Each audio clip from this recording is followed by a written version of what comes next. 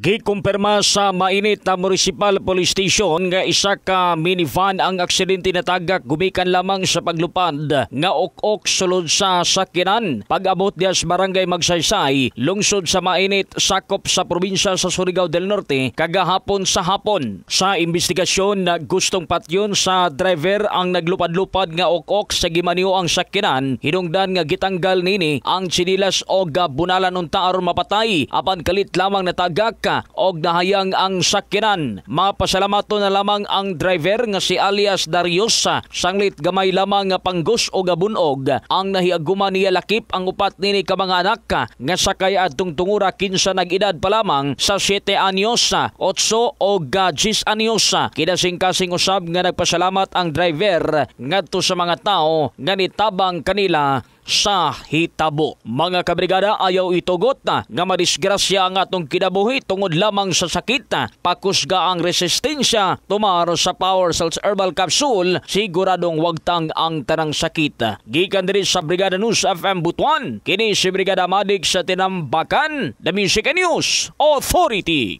Mga kabrigada, para sa mga latest na balita, huwag kalimutan mag-subscribe sa YouTube channel ng Brigada News Philippines.